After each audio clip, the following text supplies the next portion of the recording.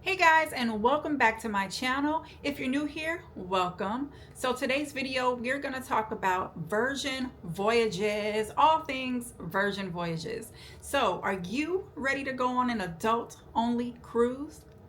You are you? Great. This is the right place.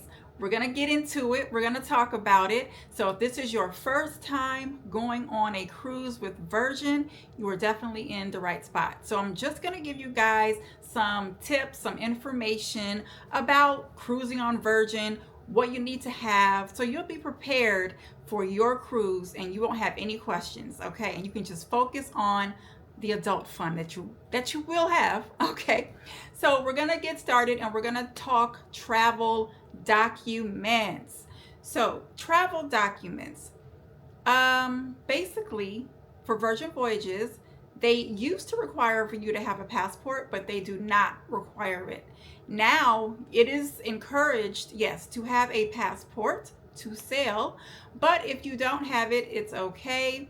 As long as you're in a closed loop cruise, you can use your birth certificate and a government issued ID.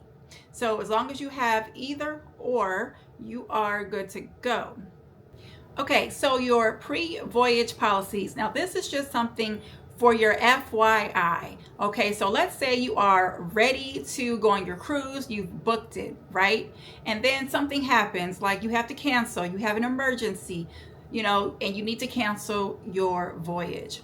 Well, just to let you know, to get your full refund and your full deposit, you will have to be within a certain timeline. Now that timeline is, it has to be 120 days or 4 months prior to your cruise to get your full refund and your full deposit back. Now, let me just say, they also give you a 7-day grace period. Now your 7-day grace period is from the date that you booked your cruise. So the date that you booked your cruise, they give you 7 days after that to say, I need to cancel it. Okay, and then you will get everything back. You will get your refund and your deposit, but it also still has to be within the 120 days, 4 months, right? So that's how you get your entire cruise refund and deposit back. So now, if you, let's say it was 2-3 weeks after you booked and you're like, shoot, I have to cancel. Well, that's fine. Now you just won't get your deposit back, okay? But they will give you your refund as long as it's still within 4 months prior to your cruise. So it has to be prior to your cruise, the 4 months, which is the 120 days, to get your refund back at all. So you can still get your refund if it's after the 7-day grace period, but you won't get your deposit back, but you'll still get the refund. Okay, as long as, like I said, it's within the 120 days. And basically anything that is after 119 days or anything under 120 days that you cancel, 120 days that you cancel, they will give you a future voyage credit, and that is good to use 1 year from the date that you actually booked it, from the original book date, and you can use it 1 year from that date, so that you can still take advantage of that cruise. So that's just a little information, little FYI in canceling and getting your money back. Okay, so we're gonna move on to number 3. The tip number 3 is the alcohol on board. I know a lot of people have questions about, can you bring alcohol? What are the policies on that? And basically Virgin is just like everybody else. Yes, you can bring wine on board. You can bring 2 bottles of wine that have to be at least 750 mLs. And it's 2 bottles per cabin, not 2 bottles per person. Okay, so it's 2 bottles per cabin. And yeah, so you cannot bring like 6 packs of beer. So you can't bring beer, you can't bring liquor. They do allow you to bring wine on board, and you can bring like a soda. So if you want to bring soda, you can definitely do that as well.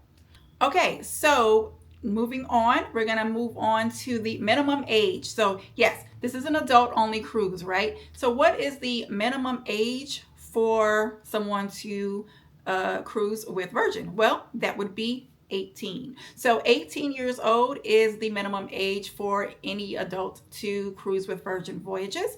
Now, FYI, okay, if you are sailing with someone who is 18 years old or under the age of 21, or just between the ages of 18 and 20, basically, they actually can partake in alcoholic drinks in international waters at sea, basically, with Virgin. So they can drink on board with Virgin Voyages at sea. While they're in ports, if you're in Florida or any port, of course, within the United States, they cannot partake and they cannot purchase drinks. They can only start purchasing drinks once they reach international waters. And if they are in port, they will just adopt whatever rules that is for that country and the age limits for that country. So yeah, I was kind of shocked. So if you are on board with your daughter or your son and they're 18, you better watch them, because they can actually go to the bar and get something to drink while you guys are at sea, okay, in international waters. So just a little tip right there. Okay, so we're going to move on to drones. So to all of my YouTube content creators who like to fly their drones at port and all this other stuff, so Virgin does not allow you to bring drones on board at all. They just do not allow it. I know some cruise lines, they allow you to bring it on board and then they will take it, but then they will give it to you if you want to go off into the ports when you reach a port. But unfortunately, Virgin does not allow you to take them on board at all. They say they will confiscate it right when you get on. So that's just what they say. So I don't know if that really translates when you actually are on the ship. I've never brought a drone on board. So if anybody has brought a drone on board for Virgin and you didn't get any slack for it, let me know. But yeah, their policy generally says no drones. So there's that. Okay, so we are going to move on to accessibility. So if you are in need of that assistance, any type of ADA assistance, they do offer rooms that do have ADA, and that's awesome. All you have to do is just fill out a form online, or if you don't want to fill out the form, the request form that they have online, you can talk to your first mate. So if you are working with the travel agent, just let them know that you need to have an ADA room, or you can actually call Virgin Voyages yourself and ask them for one of those rooms. So yes, they are ADA accessible. Okay, so we are going to move on to all my ladies. Now, if you are pregnant, the pregnant policy, just FYI, some people know, some people don't. But if you are coming on the ship and you are pregnant, you do have to be no more than 24 weeks, which is 6 months. So you cannot be more than 6 months when you are on the cruise ship, and they will ask you if you are pregnant when they do your pre-screenings. And if you say yes, they will ask you for some sort of documentation from your doctor just to clear you to say, hey, yeah, she's okay to go on a cruise. She doesn't have any type of, anything that's going to keep her from getting on the cruise or holding her back or have any problems while she's out at sea. So they want some sort of form or statement from your doctor so that they can know that you are all clear to sail and you're safe to sail with your baby. Okay, so we're going to move on to onboard experiences. So basically, I'm talking about your spa treatments. If you want to book a massage, if you want to get a mani-pedi, if you want to get a facial, if you want to book some of their classes for exercise or whatever type of classes that they have aboard the ship. So you cannot book any of that, any of the spa treatments. You cannot book that prior to the cruise, so that you cannot pre-book that.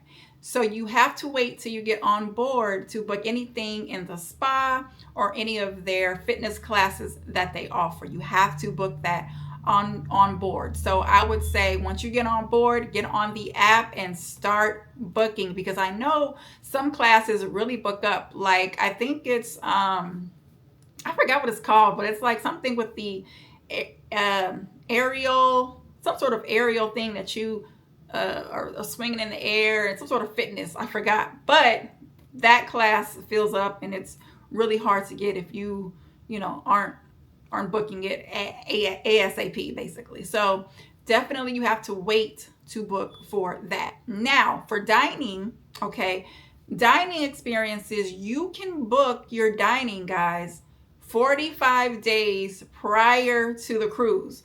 And I had learned the hard way, not really, but I know now that you can book the dining, because you have all the dining options in your app prior to your cruise, and you can do the time frames, because they do book up. And if you don't do it as soon as for the 45 days prior to the cruise, when it's open, you're going to be like, oh, I don't have a slot, or all your time slots are going to be gone.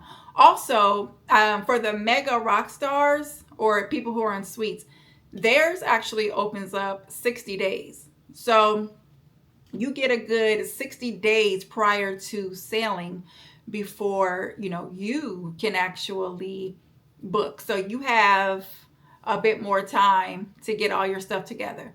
So that's just something to be aware of. Now, don't be alarmed, because once you get on board, like I found out, even if everything is booked up, the time frames that you want aren't there, you can always walk in to a restaurant, because they do have space. They have to make a space for walk-ins.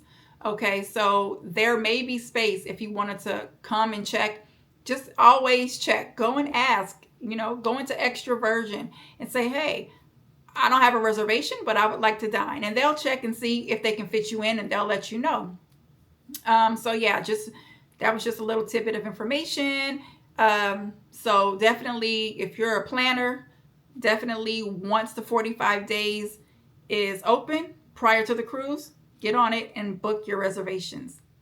Also, they have Ship Eats. Okay, so Ship Eats is basically your room service, right?